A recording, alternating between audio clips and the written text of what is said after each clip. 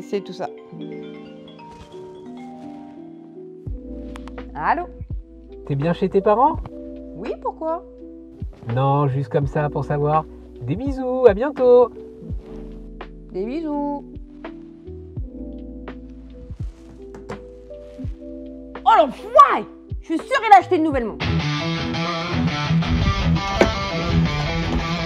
Eh, rigolo quand même, hein.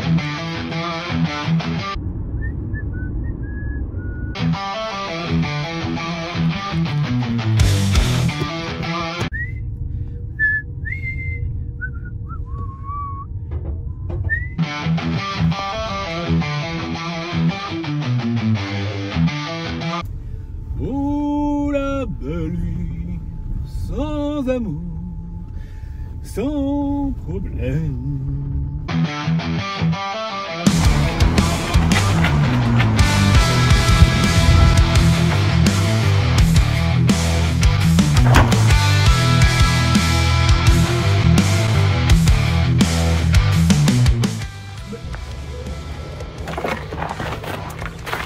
C'est quoi ce paquet? T'étais pas chez tes parents? Tu réponds pas à ma question. Ils vivent à plus de 30 bornes, t'es venu en courant. Putain, tu les sors d'où ces menottes? On va rentrer avant une petite conversation. Nous y revoilà. Bon, je pense déjà connaître ta première question. Combien? Bien, voilà, je m'y attendais. Sur AliExpress, elle est plus ou moins à 1500 €. Sur le site de la marque Aofa, tu la retrouves à 1100 $. Et moi, je l'ai négocié à 1000 $ avec la marque Aofa, ce qui, au coût du dollar actuel, fait à peu près 900 €, ce qui incluait la livraison, les taxes, etc. Donc, ce que je trouve globalement plutôt raisonnable. Attends, 1000 balles pour une montre avec une lune chelou comme ça? Alors, cette lune, elle va diviser, c'est sûr. Mais je tiens à préciser que la montre existe dans d'autres styles très variés. On y reviendra, mais il y en a pour tous les goûts. Personnellement, je suis très sensible à la poésie qu'elle dégage. Avant de passer commande, d'ailleurs cette lune, elle m'est restée pas mal dans la tête. C'est-à-dire qu'en même temps, impossible de se balader le soir et de regarder le ciel sans voir la lune et donc sans penser à elle. Au début, je trouvais juste le croissant un petit peu bizarre. Mais plus le temps passait, plus c'était clair. Cette montre, elle m'appelait. Ouais, c'est ça. Et puis elle te parlait aussi? Oui, et j'ai eu une conversation avec elle. Et elle te disait quoi? Sais-tu que le meilleur moyen de ne plus résister à la tentation, c'est d'y céder, Thomas? Ben voyons. Elle t'a pas prévenu que j'allais te tomber dessus aussi?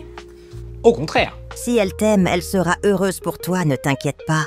Non mais lol. Passons.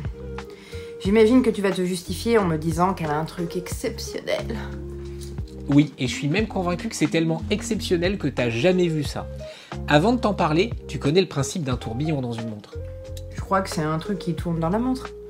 Pas mal, c'est exactement ça. Pour être précis, c'est le spiral qui tourne. Et tu sais pourquoi? Non, mais je sens que tu vas m'expliquer. À l'époque où les montres n'étaient pas au poignet, c'est les petites montres goussées, elles étaient dans la poche d'un gilet, et la gravité, ça avait un impact négatif sur la précision car la montre restait toujours dans la même position. C'est ce qui a conduit à l'invention du tourbillon par Abraham Louis Breguet en 1795 et qui l'a breveté en 1801. D'ailleurs, s'il est capable de mettre un pouce en l'air sur la vidéo, je suis sûr que toi aussi. Et le principe est simple, le spiral tourne pour ne pas être toujours dans la même position. Comme par exemple sur cette magnifique Agelocer tourbillon squelette vendue autour de 800 € et peut-être une des montres que j'ai le plus portée dans ma collection. Ou alors celle-ci, plus simple, qui est vendue autour de 400-500 € en fonction des finitions. Oui, mais celle qui est avec la lune, là, elle, c'est pas un tourbillon. Exactement. Le principe de base du tourbillon a été réinventé par plusieurs horlogers. En 1892, Baan Bonnichsen, un horloger danois dont j'ai probablement fusillé la prononciation du prénom, a développé le brevet d'une structure tournante et il a appelé ce mouvement le carrousel. Comme le manège? Oui, car ici ce n'est pas seulement l'échappement qui tourne, mais c'est tout le cadran, spirale compris, grâce à un système complètement indépendant. Attends, tu es en train de me dire que la Lune, la Terre, le spiral, enfin bref, tout le cadran tourne sur lui-même? Oui, dans un cycle d'1 heure. Donc dans 30 minutes, le spiral sera à l'opposé de la montre?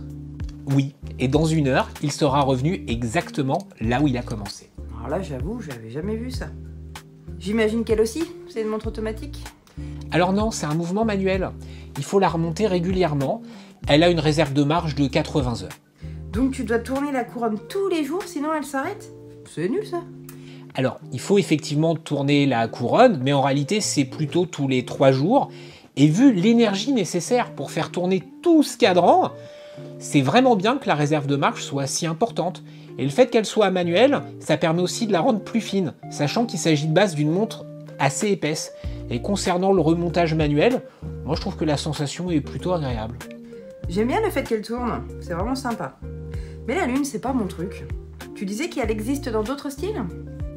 Alors oui, il y a une version avec des poissons koi, une autre avec un dragon qui intègre des petits diamants au niveau des index, et il existe aussi une version où la lune est plus classique et tourne autour de la Terre. Mais même si j'adore le look de celle-ci, je trouve que ça peut prêter à confusion et laisser penser qu'il s'agit d'une phase de lune. Sauf que c'est pas le cas du tout. Une vraie phase de lune, il lui faut environ 28 jours et pas 1 heure pour tourner autour de la Terre. Donc comme ça peut prêter confusion au niveau de la complication, je suis moins fan. Et tu peux aussi choisir à chaque fois entre un boîtier en acier, donc couleur acier comme celui-ci, ou couleur or rose. La marque a récemment sorti des versions avec un boîtier plus basique, des bracelets plus standards et un look un peu plus passe-partout. Les finitions ont l'air moins travaillées et j'y ressens globalement moins de passion. Je pense que ce modèle existe pour ceux qui veulent ce mouvement dans leur collection sans pour autant assumer ce design aussi fort, celui-ci ou ceux des autres modèles d'ailleurs. Et franchement, je comprends totalement. La marque Shanghai a utilisé ce mouvement dans quelques montres également, et des designs qui pourraient te plaire. C'est d'ailleurs une marque à l'histoire passionnante qui propose aujourd'hui des montres très originales, et il est fort possible que je sorte une vidéo sur eux un jour, donc abonne-toi. Ouais, tu perds pas le nerf, toi. Jamais grâce à NordVPN. Non, je déconne, il n'y a pas de sponsor. Bon allez, tu m'as bien accroché là. Continue. Niveau finition, ça donne quoi? Le cadran est incroyable. Même si je pourrais parler de sa rotation pendant des heures, ce qui me choque le plus, c'est la qualité. Les pièces en relief sont hyper travaillées. On ne voit aucun point d'ancrage sur la lune. Les petites vis du cadran se fondent parfaitement dans un léger arrondi avec un effet laqué impeccable. Chaque petit détail est net, précis. Rapport à une montre basique vendue 300 €, c'est comme passer d'une VHS à de l'ultra haute définition. Même la cage du Spiral est customisée par la marque et elle a du relief. Ce niveau de précision et de finition est tout simplement lunaire. Ok, celle-là, j'avoue, elle est un peu tirée par les cheveux. Et la forme du boîtier est vraiment magnifique. Et le fond en verre saphir est tellement proche du mouvement qu'on a l'impression qu'il touche les engrenages. Elle n'est clairement pas construite comme les autres montres dans cette gamme de prix. Entre 1000 et 1500 €, c'est rare d'avoir des complications mécaniques aussi originales, mais surtout, la qualité de fabrication se rapproche plutôt des montres 10 fois plus chères. Je suis abasourdi par ce que propose AOFA à ce tarif. Le bracelet intégré est en caoutchouc FKM, de la meilleure qualité possible. Il est doux, très résistant, et le fermoir façon Richard Mille est super bien fait. Moi, je commence à te connaître un peu. Tu vas quand même lui trouver un défaut à ce bracelet. Alors oui, c'est vrai, et tu devines lequel? Vu sa tête, on va dire, il est pas très standard et je pense impossible à remplacer. Bingo! Même si la qualité est top, il faudra forcément le changer un jour. Et la marque propose des bracelets de rechange, certes, en caoutchouc comme celui-ci, ou même un cuir qu'il m'avait proposé à l'époque à environ 150 $. Mais honnêtement, le jour où j'aurais vraiment besoin de le remplacer, il y a un vrai risque qu'il soit plus dispo, et ça c'est dommage. Et avec un mouvement aussi fou, tu vas aussi me dire qu'on pourra jamais la faire réparer. Exactement. Trouver un horloger qui accepte de toucher à mes montres au mouvement bizarre, bah ça va être un vrai défi. Et sinon, d'autres défauts? Bah il faut un poignet pas trop petit, la montre est imposante, et le bracelet est pensé pour un poignet en conséquence. Moi je dois la mettre au dernier cran. Mais à part ça, franchement, j'ai rien à lui reprocher. Sinon, autre chose à signaler? Le verre saphir est superbement bien bombé, de très très haute qualité avec un traitement anti-reflet parfait. La matière luminescente est au niveau du reste, la lune brille fort, les étoiles aussi, et on lit l'heure sans problème, même au beau milieu de la nuit. Et je pense que je méritais vraiment pas ces menottes. Mais ce coup-ci, c'est ta dernière montre? Ah oui, c'est la dernière. Jusqu'à la prochaine. T'es vraiment irrécupérable. C'est pas faux. Et en attendant, si tu veux voir d'autres vidéos d'un mec irrécupérable, abonne-toi, des bisous, à très bientôt sur la chaîne YouTube Le Temps Cool. Tu vas peut-être te la mettre derrière l'oreille, une semaine ou deux, mais ta nouvelle montre, elle déboîte. Même Abraham Louis Breguet met un like sur la vidéo. Pourquoi pas toi ?